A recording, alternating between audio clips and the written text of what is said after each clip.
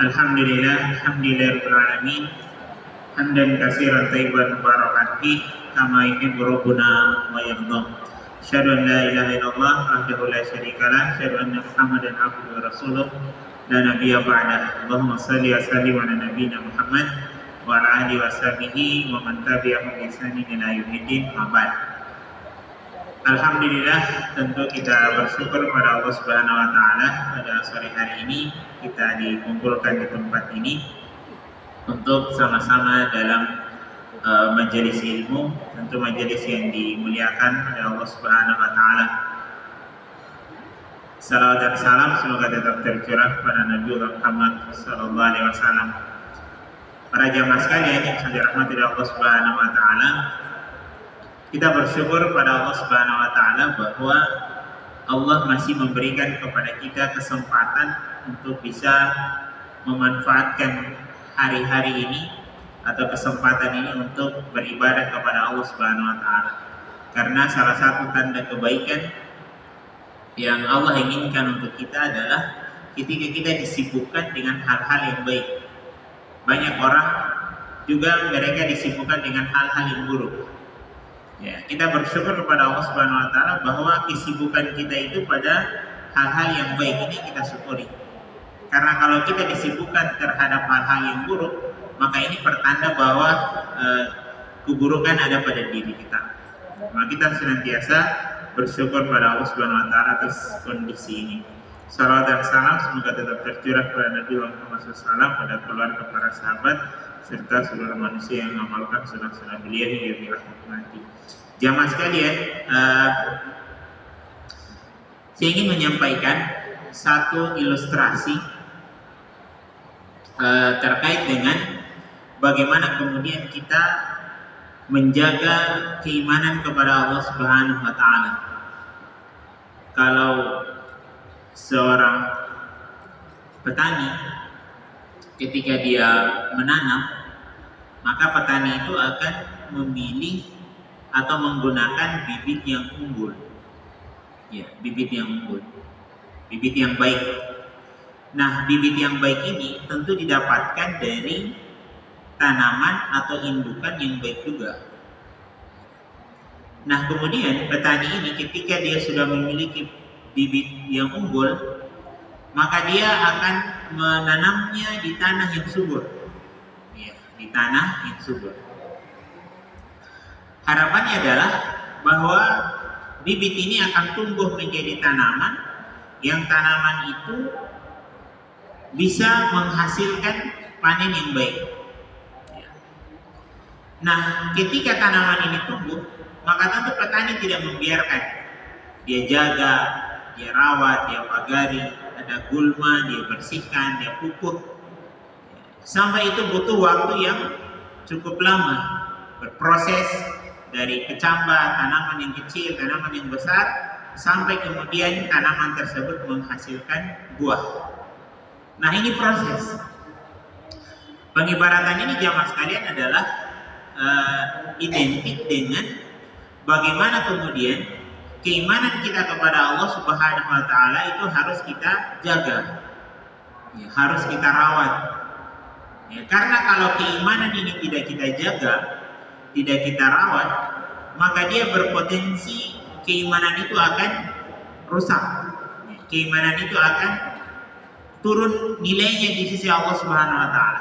Karena kita ingin bahwa keimanan kita kepada Allah Subhanahu wa taala itu meningkat dari waktu ke waktu. Ya, makanya kan di khutbah Jumat misalnya itu khatib selalu berpesan demikian. Karena kita ingin hari-hari yang kita jalani dari waktu ke waktu bertambah usia kita, juga bertambah keimanan kita. Ya, idealnya seperti itu. Nah, kondisi seperti itu tidak diinginkan oleh musuh-musuh Allah dan Rasulnya. Maka ini yang harus kita sadari. Dalam Quran surat Al-An'am ayat 112, Allah Subhanahu wa taala menjelaskan bagaimana kemudian para nabi dan rasul itu mereka memiliki musuh-musuh. Mereka memiliki tantangan-tantangan dalam dakwah mereka.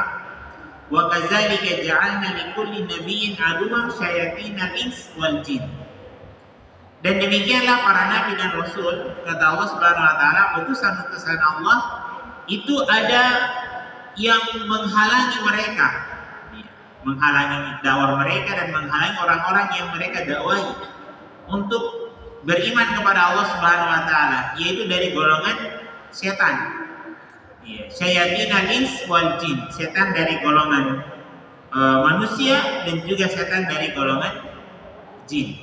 Jadi setan itu dua dia.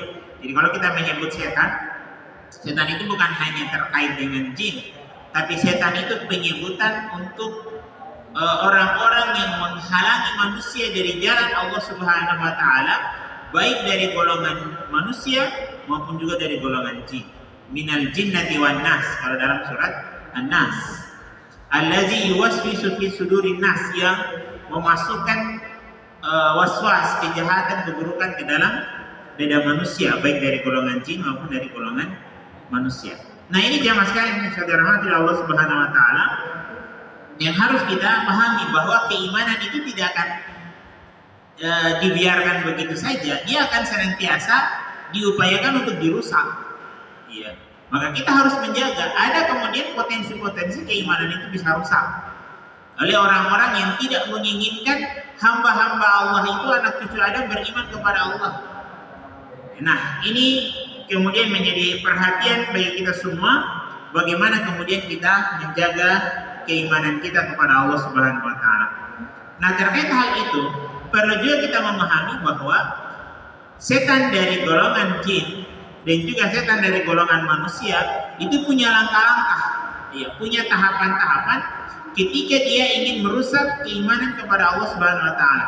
Dalam Al-Qur'an banyak kita temukan ayat yang menjelaskan kepada kita tentang strategi-strategi atau langkah-langkah dari musuh-musuh Allah dan Rasulnya dalam merusak keimanan. Misalnya Allah mengatakan wala tattabi'u khutuwati syaitan. Janganlah kalian mengikuti langkah-langkah setan. Jadi dia ada tahapan-tahapannya, ada stepnya, step by step.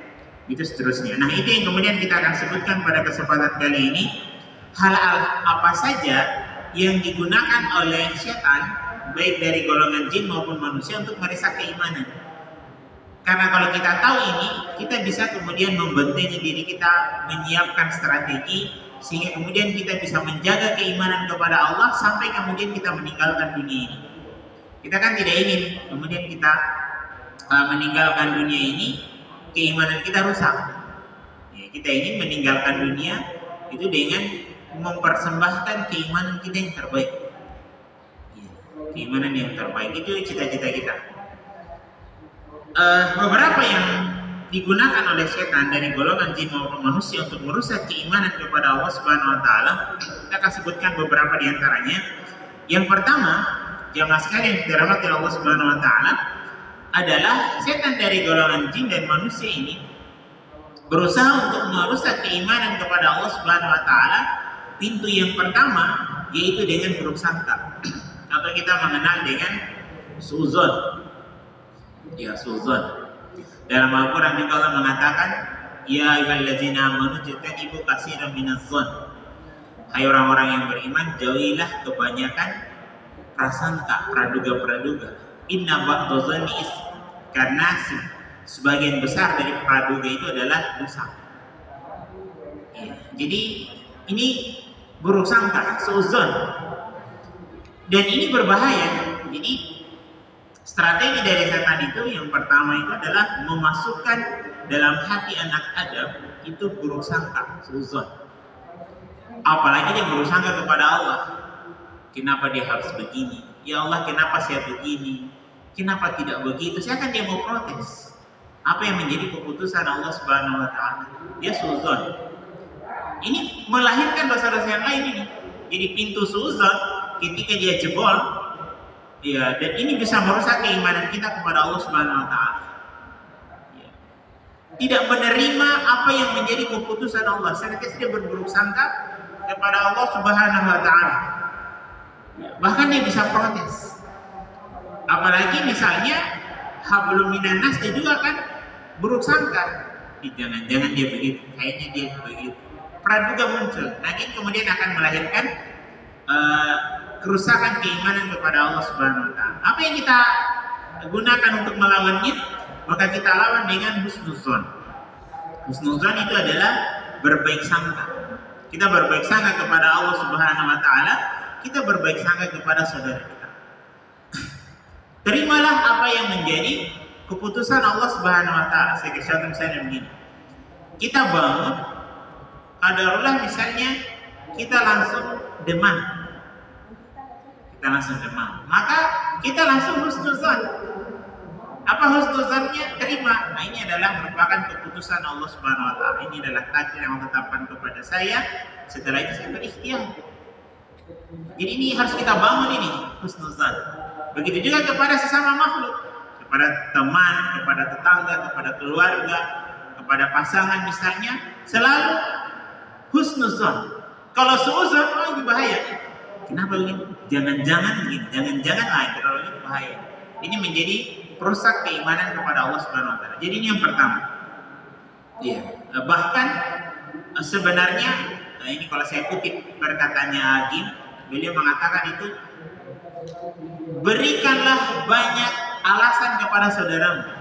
Saya kasih contoh misalnya begini. Kita misalnya ada teman, kemudian kita sudah janjian, ternyata dia terlambat datang. Apa yang kita lakukan pertama? Husnuzon. Oh, mungkin dia macet, mungkin motornya dia istilahnya bocor bannya, mungkin dia lagi sibuk, mungkin dia begini. Berikan dia alasan sehingga kita bisa berbaik sangka kepadanya sampai kemudian kita tahu alasannya. Tapi kalau langsung suuzon yang muncul, kayaknya begini, nah itu akan merusak iman kita kepada Allah Subhanahu wa taala. Jadi ini yang pertama. Jadi setan itu bisa masuk dari pintu suuzon. Kita lawan dengan husnuzon. Kemudian yang kedua, yang digunakan oleh setan untuk merusak keimanan kita kepada Allah Subhanahu wa taala adalah melalui pintu kecintaan terhadap dunia dan angan-angan yang panjang. Ya, jadi jamaah sekalian, cinta terhadap dunia itu tidak dilarang. Ya, cinta terhadap dunia itu tidak dilarang karena itu sifat tabiat dari manusia. Yang dilarang itu kalau cintanya terhadap dunia itu mengalahkan cintanya kepada Allah dan Rasulnya. Nah, ini tidak boleh. Tapi selagi dia memperhatikan dunianya, mengurusnya, dan seterusnya, itu hal yang wajar. Tapi dia menjadi tidak wajar kalau kemudian kecintaannya terhadap dunia itu mengalahkan kecintaannya dia kepada Allah dan Rasulnya. Tidak boleh. Maka setan dari golongan jin dan manusia itu masuk dan menancapkan pada diri anak Adam dalam hatinya untuk merusak keimanannya kepada Allah Subhanahu wa taala adalah menancapkan kecintaan terhadap dunia. Sehingga orang bilang katanya mabuk terhadap dunia, sehingga dia menjadi dunia itu adalah obsesinya. Dia mengorbankan segala sesuatu untuk dunianya dan dia mengorbankan akhiratnya. Kalau orang sudah cinta terhadap dunia secara berlebihan, maka akan muncul angan-angan yang panjang. Angan-angan itu tidak ada tuanya. Mungkin umurnya 60 tahun, tapi angan-angannya bisa melampaui umurnya.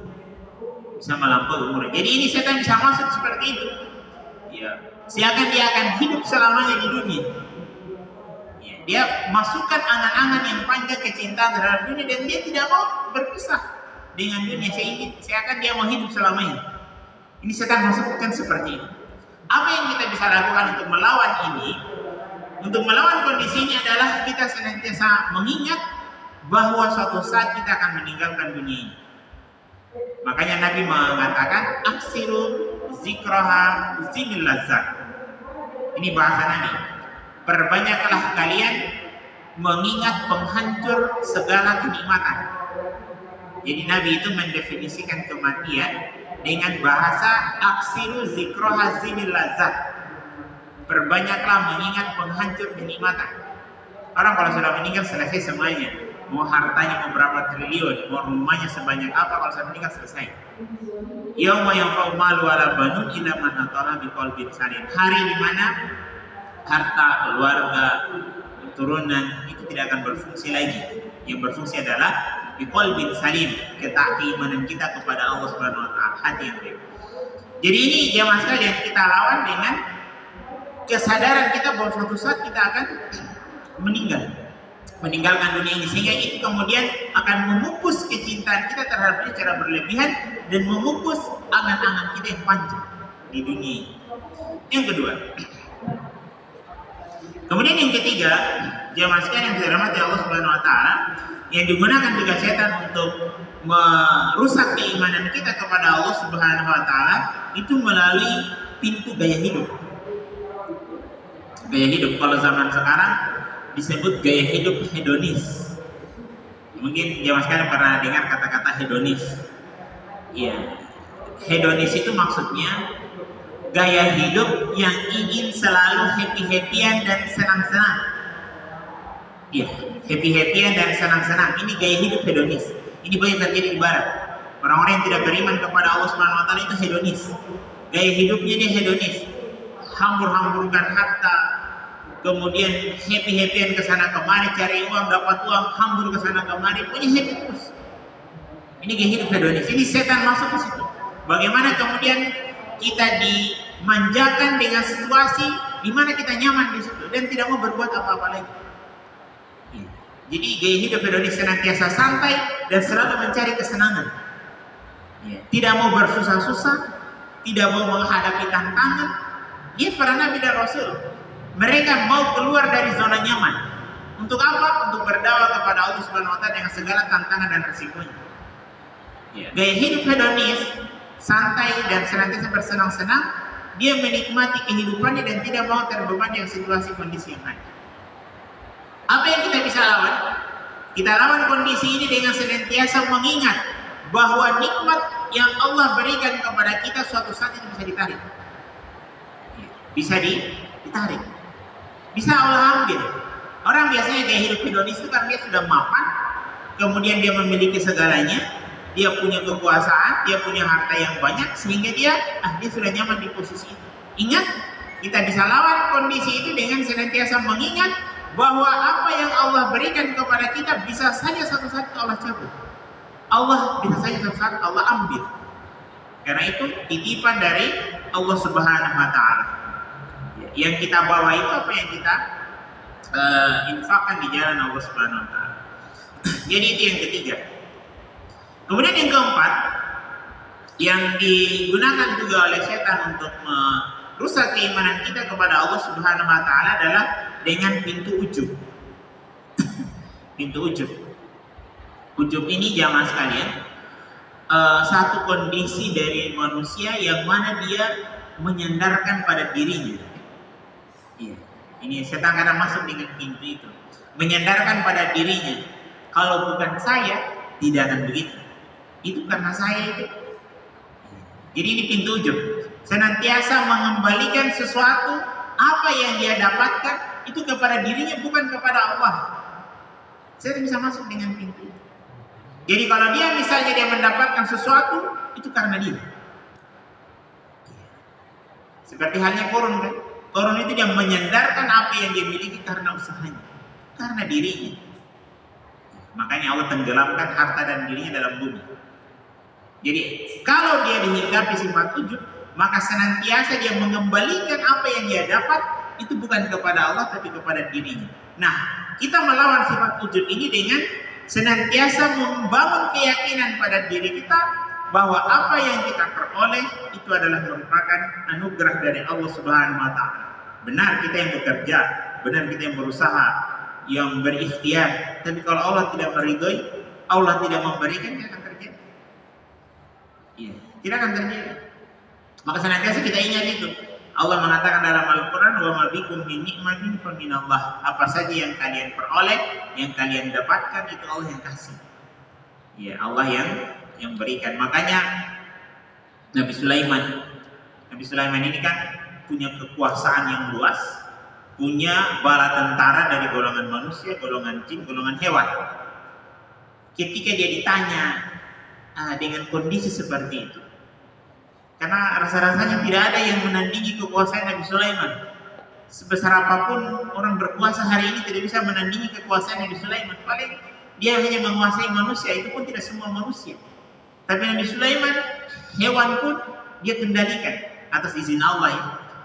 Jin juga demikian, manusia juga seperti itu. Maka Nabi Sulaiman ditanya dengan kondisi itu, Nabi Sulaiman mengatakan ini bentuk ujian dari Allah Subhanahu wa taala, apakah saya hamba yang bersyukur atau tidak? Ya, jadi dia kembalikan kepada Allah Subhanahu wa taala. Ini untuk menghadapi sifat ujub, ya senantiasa kita mengembalikan kepada Allah Subhanahu wa taala.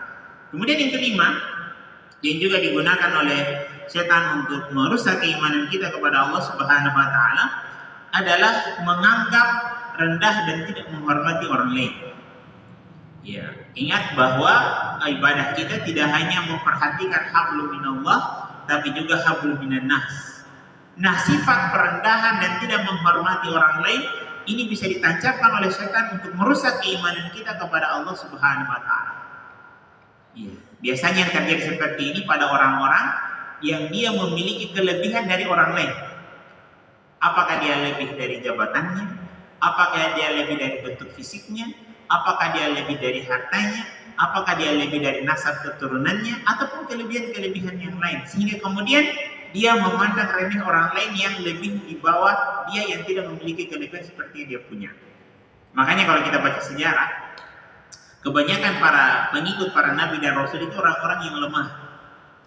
Kenapa orang-orang yang punya kekuatan, punya power itu banyak pertimbangannya? Ya, banyak pertimbangannya. Maka kita lawan kondisi ini. Jika setan menghujamkan dalam diri kita, maka kita membangun sebuah keyakinan bahwa orang lain itu bisa saja memiliki kelebihan yang tidak kita punya. Makanya dalam satu komunitas itu kelebihan kita menutupi kekurangan orang lain dan kelebihan orang lain menutupi kekurangan kita. Prinsipnya seperti itu. Saya kadang sering kasih contoh, misalnya satu bangunan, yang bangunan ini ada unsur yang hari ini tidak terlihat, tapi dia menjadi unsur utama, punya peran dalam menyusun kokohnya bangunan ini. Misalnya tiang ini. Ini kalau kita bongkar tiang ini, kita tidak menemukan unsur itu. Tapi ketika tiang ini dibangun, unsur itu dibutuhkan. Bahkan tidak bisa tiang ini kokoh seperti kalau unsur itu tidak ada. Padahal kalau kita cari hari ini sudah tidak ada, yaitu air. Ya, air kalau kita bongkar ini tiang kita tidak temukan. Tapi bisakah kemudian kita membangun tiang ini tanpa air? Tidak bisa. Itu yang satu pengibaratan bagaimana ternyata kadang orang punya peran. Mungkin perannya kita sudah tidak lihat, tapi dia punya unsur yang sangat penting. Itu kurang lebih pengibaratan agar kita bisa membangun satu kesadaran bahwa memang kita punya kelebihan, tapi kelebihan kita di sisi yang lain kita punya kekurangan, yang kekurangan itu bisa ditutupi oleh kelebihan dari saudara kita. Jadi ini poin yang kelima yang digunakan oleh setan untuk merusak keimanan kepada Allah Subhanahu wa taala. Kemudian yang keenam, jamaah sekalian, yang juga digunakan oleh setan untuk baik dari golongan jin dan manusia untuk merusak keimanan kepada Allah Subhanahu wa taala itu lewat pintu kedengkian atau hasad. Ya, kedengkian atau hasad ini juga berbahaya. Ya, saya sengaja sebutkan ini agar kita bisa mengevaluasi diri kita. Ya, karena kalau sifat-sifat yang kita sebutkan tadi kita pelihara dan kita tidak lawan, itu tergradasi kita punya keimanan kepada Allah Subhanahu wa taala. Kalau dibiarkan tumbuh subur, harus senantiasa dilawan. Jadi kedengkian, dengki ini berbahaya. Saya dalam kasus-kasus beberapa saya meruqyah, itu banyak kasus sihir terjadi itu karena dengki. Kedengkian. Ini kalau pengalaman saya pribadi. Sampai dia sakit sudah 2 tahun, 3 tahun berobat sampai di Makassar, bau-bau sampai juga di Jawa diperiksa tidak ada penyakit. Ujung-ujungnya sihir. Dan terjadi itu karena kedengkian. Apakah karena dia melihat dia punya kelebihan harta, tiba-tiba dapat jabatan, tiba-tiba dapat ini dan itu, ya. Sehingga itu kemudian terjadi. Bahkan pembunuhan itu juga terjadi dengan kedengkian. Dosa di langit yang pertama terjadi adalah kedengkian. Bagaimana kedengkian iblis laknatullah alaih kepada Adam sehingga kemudian dia diusir oleh Allah Subhanahu wa taala dari surga. Bagaimana pembunuhan salah seorang anak Adam yang dilakukan oleh saudaranya itu terjadi karena kedengkiannya. Kedengki ini berbahaya. Bahkan Nabi SAW menyebutkan dalam hadisnya, iyyakum wal hasad, fa innal hasada ya'kulul hasanah, kama ta'kulun nar al-khatab. Hati-hatilah kalian, kata Nabi SAW, dengan kedengkian, karena kedengkian itu akan melahap kebaikan sebagaimana api melahap kayu bakar. Ya, ini yang harus kita kikis. Ini berbahaya karena kita sudah muncul kedengkian. Ini akan rusak keimanan kita kepada Allah Subhanahu wa taala. Ya. Kalau dia tumbuh subur, kemudian kita tidak lawan, ya. Bagaimana cara melawan kedengkian ini? Cara melawannya adalah dengan sifat qanaah. Ya, apa itu qanaah? Merasa cukup dengan pemberian Allah Subhanahu wa taala. Merasa cukup. Dan qanaah itu adalah kekayaan yang sesungguhnya sebenarnya. Merasa cukup dengan pemberian Allah. Kenapa orang dengki? Karena dia tidak merasa cukup dengan apa yang Allah berikan untuknya. Sehingga senantiasa dia melihat orang lain itu lebih bahagia dari dirinya. Dia mengukur kebahagiaan dirinya dengan kebahagiaan orang lain. Salah. Nggak bisa itu. Jadi kita mengukur kebahagiaan dengan kondisi yang apa Allah berikan untuk kita. Jangan kita mengukur kebahagiaan kita dengan kebahagiaan yang dimiliki orang lain. Nggak akan selesai. Tapi kita mengukur kebahagiaan kita dengan apa yang Allah berikan kepada kita dengan sifat qanaah. Ini cara kita melawan. Yang keberapa sekarang? Yang ke-7. Pintu yang digunakan oleh setan untuk merusak keimanan kita kepada Allah Subhanahu wa taala adalah dengan riya. Iya, riya. Apa itu riya, jemaah sekalian? Riya itu kalau bahasa sederhananya adalah mengharapkan balasan dari makhluk. Ya, mengharapkan balasan dari makhluk. Kalau ada balasan yang makhluk berikan, ya terima saja, yang penting bukan itu tujuan kita.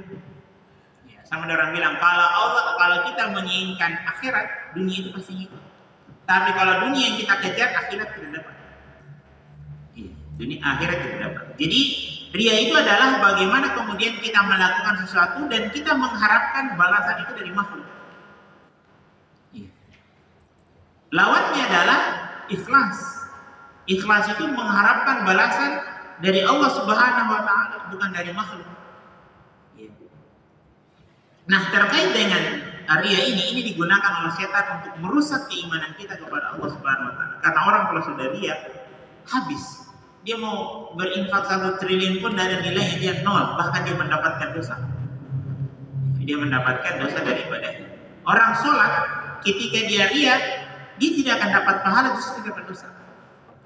Dia apa saja, dia puasa, dia baca Quran, dia apa saja, ketika ada riya yang menempel, maka dia tidak mendapatkan pahala, justru dia mendapatkan dosa. Rusak amalnya, dosa yang dia dapat.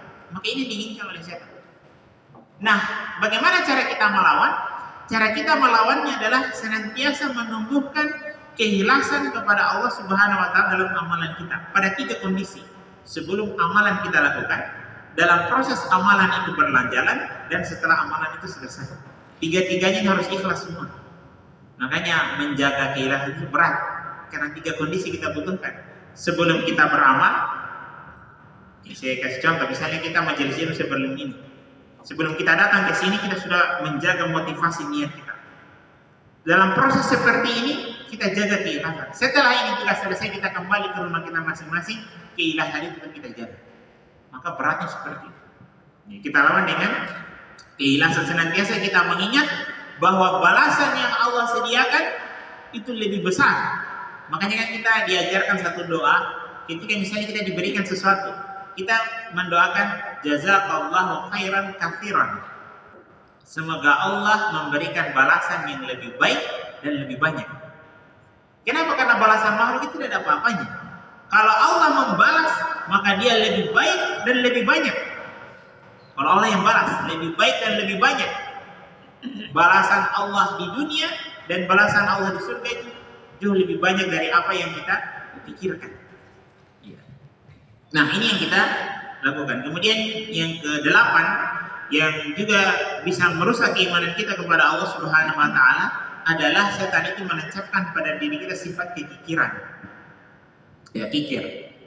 Tidak mau berbagi, tidak mau memberikan apa yang kita miliki, dan seterusnya. Jadi kikir. Bagaimana melawannya?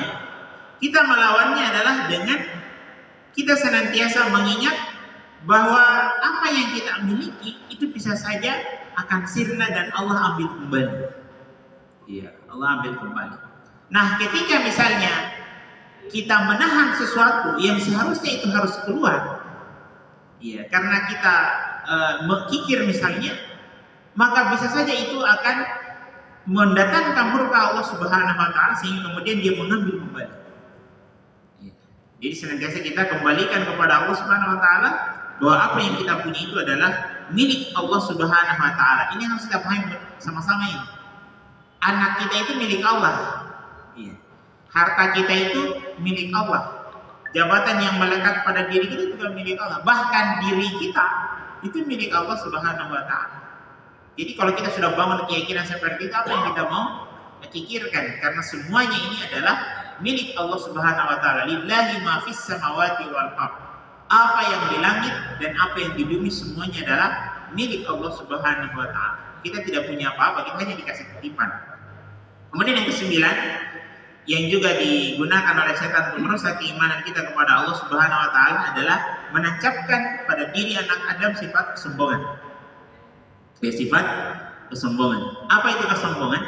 Kesombongan itu dua indikatornya yang disebutkan oleh Nabi SAW. Batarul haq wa ghamdun nas.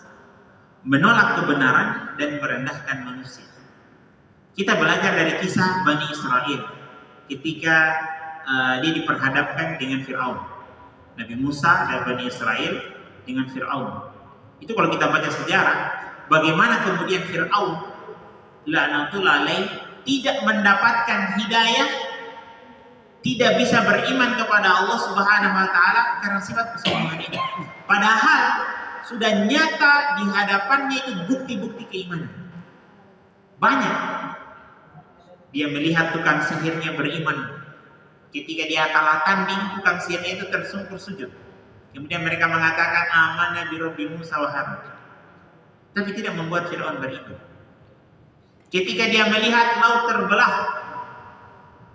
di hadapannya, juga tidak membuat Fir'aun beriman.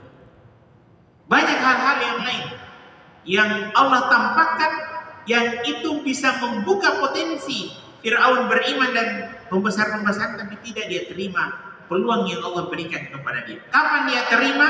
Nanti sudah tenggelam di Laut Merah, nafasnya sudah sampai di kerongkongan.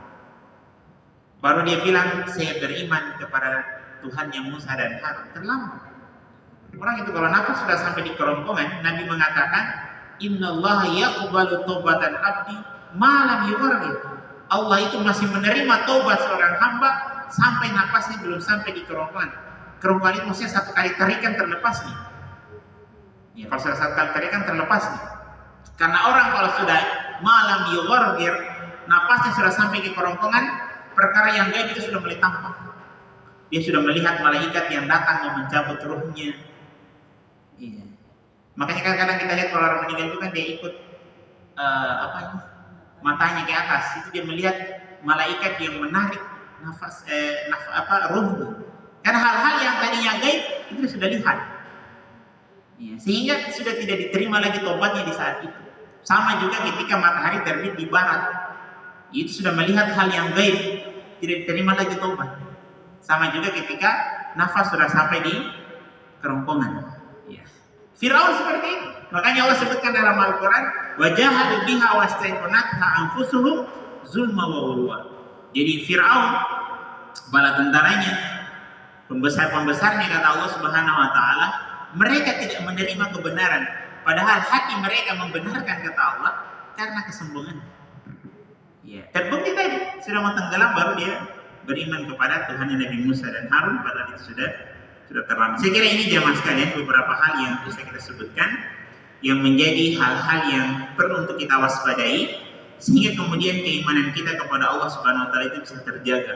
Kalau yang kita sebutkan tadi ini poin-poinnya itu kita rawat, kita jaga dan kita tidak hindari dari sifat buruk sangka, cinta terhadap dunia, angan-angan panjang, hedonis, ujub, menganggap rendah orang lain, kedengkian, ria, kikir, kesombongan, tumbuh subur dalam diri kita, dipastikan keimanan kita kepada Allah Subhanahu wa taala akan tergradasi, senantiasa akan turun terus dari waktu ke waktu, bahkan bisa rusak, bahkan juga bisa hilang. Ini yang kemudian kita waspadai dan kita lawan dengan poin-poin yang kita sudah sebutkan tadi. Memang keimanan ini butuh mujahadah untuk kita jaga. Keimanan itu butuh usaha, ya, ikhtiar maksimal agar keimanan itu kita jaga. Jangan kemudian kita mengatakan, iman saya kuat, iman saya sudah sudah hebat. Nah, keimanan harus senantiasa dijaga, dijaga terus. Makanya kenapa ada ibadah rutin yang kita lakukan? Bulan Ramadan ada ibadah sholat, dari satu kebaikan ke kebaikan yang lain, ada rutinitas ibadah. Kenapa? Agar keimanan itu terjaga. Sebenarnya itu hikmahnya itu. Kenapa? Kalau kita lihat itu, kita kan hari-hari begitu, ada sholat 5 kali sehari semalam, di bulan Ramadan ada puasa, ada ibadah wajib, ada ibadah sunnah, ada ibadah di rumah, ada ibadah di luar rumah. Kenapa itu kemudian variasi ibadah itu beragam agar keimanan kita itu terjaga, senantiasa teringat Allah Subhanahu wa taala.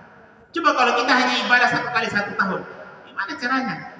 Tapi karena ada rutinitas ibadah, maka dengan itu kemudian kita bisa menjaga keimanan kita kepada Allah Subhanahu wa taala. Saya kira ini bisa disampaikan, semoga bermanfaat bagi kami yang berbicara dan bagi semua yang mendengarkan.